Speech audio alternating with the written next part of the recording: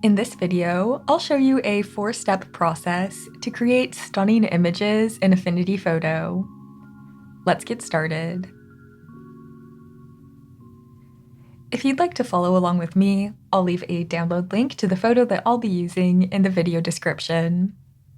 In my opinion, a stunning image is all about making your subject look amazing and helping them to stand out against their background. So every step of this video will be focused on making the subject the focus of this photo. Step number 1 is adjusting the overall lighting. I like to use a curves adjustment for this. So I'll go down to our adjustments and I'll apply a curves adjustment. I think the overall lighting for this photo is pretty good, so I'm just going to add a small S-curve by raising the highlights and lowering the shadows. This will create some nice contrast between our highlights and shadows, so you can see what this looks like before and after. Already a nice improvement. Step number 2 is adjusting the lighting for targeted areas. This part is really fun. We're going to begin by brightening up our subject. So to do this, I'm going to use a curves adjustment again. I'll raise the center of this line to brighten things up. Since I don't want this applied to the entire photo, I need to invert this layer. So I'll press Command or Control I to do that. Now, on this black mask, we can paint in white paint to reveal the brightness. So I'll just grab my paintbrush, and I'll make sure I'm painting with 0% hardness and a low flow. I think I'll just raise this up to around 20%. Then I'll change my paint color to white so that I can begin painting over our subject. I'll use the bracket keys to increase my brush size, and then I'll paint this just over our subject. As I painted over our subject's face, I noticed that the left side of his face has more shadow on it. So I'm going to apply one more curves adjustment so that I can brighten just that area. So I'll add a curves adjustment, I'll raise the brightness a little bit, I'll invert this layer with Command or Control I, and then I'm going to paint this just over the left side of his face.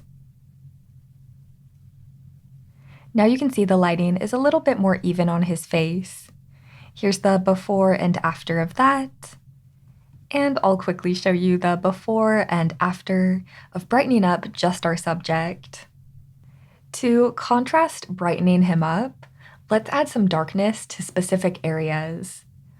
Again, we'll use a curves adjustment for this, but this time we'll darken the curve.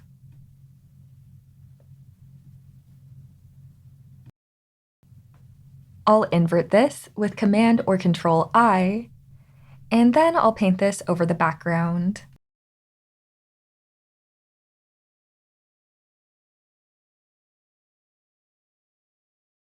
If you ever paint too much, you can switch your paint color to black and then remove from your painting. I painted a little bit on his suit down here, so I'll just remove that painting. Now we can go ahead and hold Shift to select all of these targeted lighting layers, and we can see the difference that this has made. Here's the before and after. You can see how your eye is really drawn in toward our subject now. Okay, step number 3 is adjusting the overall colors. My favorite adjustment for adjusting colors is the HSL adjustment. So I'll go down to our adjustments and apply an HSL adjustment. And I'm going to boost the overall colors of this photo by raising the saturation. I'm just going to raise this a little bit so that it's a nice subtle change. This might be hard to tell, but I'm going to turn this off so you can see the before, and here's the after.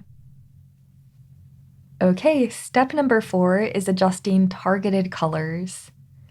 This step is really great for enhancing the colors of your subject or dulling down distracting colors in the background. Let's start by adding more saturation to our subject. I'll add another HSL adjustment. And this time I'll keep an eye on our subject here as I adjust this. I'll give it more saturation.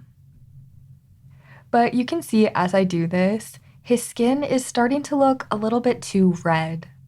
So I'm going to go to our hue slider, and I'm going to bring this over to the left a little bit.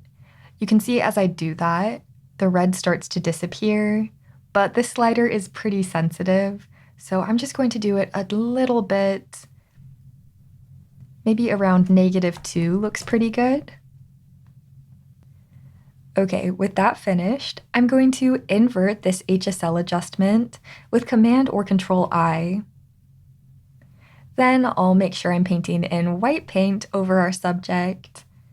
And for this, I'm just going to paint this over his skin. And I'll go ahead and paint this over his red tie to help that stand out even more.